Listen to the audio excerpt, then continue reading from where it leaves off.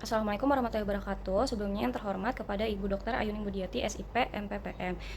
Perkenalkan nama saya Amanda Yuhal Siregar dengan NIM 666123183. Di sini saya akan memaparkan terkait hasil analisis matriks IFAS, EFAS beserta matriks SWOT dan kuadran yang telah diteliti. IFAS dan EFAS yang kami lakukan yaitu pada Rumah Sakit Cipto Mangunkusumo.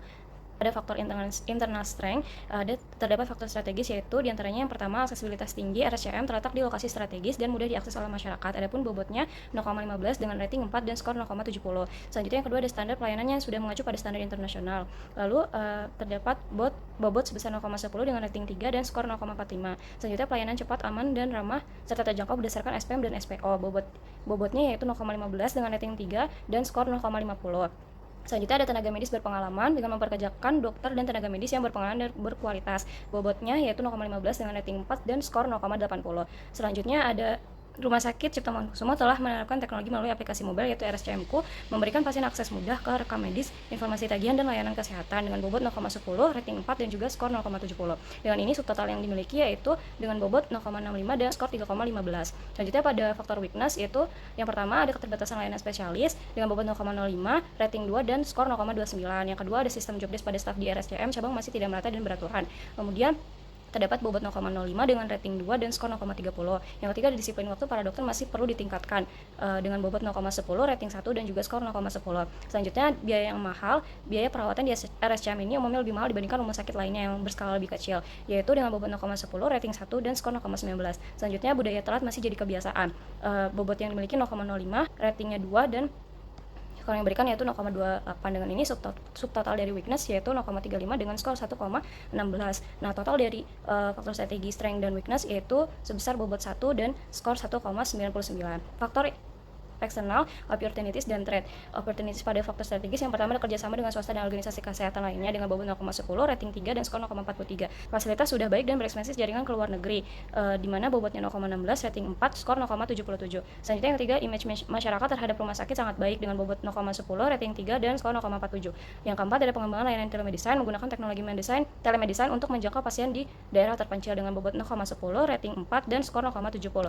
Lalu yang kelima, peralatan lengkap dan pelayanan terbaik membuat RSCM berekspansi jaringan ke luar negeri dengan bobot 0,15, rating 4 dan skor 0,85.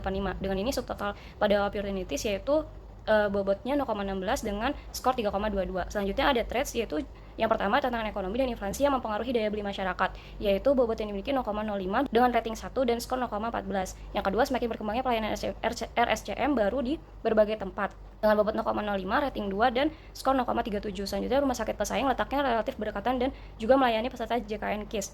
Selanjutnya yang ketiga, rumah sakit pesaing letaknya relatif berdekatan dengan bobot 0,14, rating 1 dan skor 0,25. Yang keempat, reputasi negatif. Insiden atau masalah pelayanan yang negatif dapat merusak reputasi rumah sakit dengan bobot 0,05, rating 1 dan skor 0,17. Selanjutnya banyak yang bermunculan rumah sakit baru dengan bentuk tawaran yang menarik dengan bobot 0,10, rating 2 dan skor 0,42. Dengan ini subtotal dari threats yaitu 0,39 dengan skor 1,35. Jadi total dari opportunities dan threats yaitu sebesar bobot 1 dan juga skor 1,87. Selanjutnya berikut merupakan kuadran yang telah dianalisis.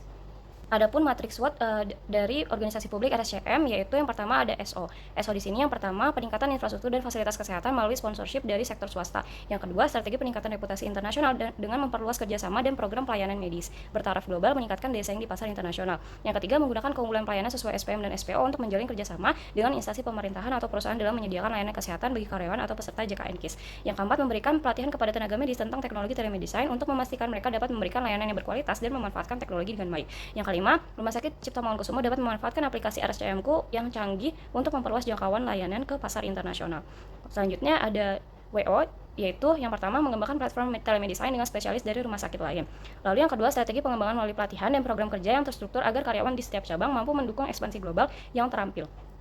Selanjutnya yang ketiga yaitu meningkatkan kedisiplinan waktu dokter melalui pelatihan manajemen waktu untuk mendukung citra positif rumah sakit. Lalu yang keempat, RSCM dapat menciptakan paket layanan telemedicine yang lebih terjangkau, mungkin dengan fokus pada konsultasi awal atau perawatan tindak lanjut yang tidak memerlukan perawatan intensif di rumah sakit. Ini memberikan akses ke layanan berkualitas dengan biaya yang lebih rendah. Selanjutnya yang kelima, penerapan sistem yang lebih ketat dan konsisten dalam penjadwalan pelayanan dapat mengurangi dampak negatif dari kelemahan ini.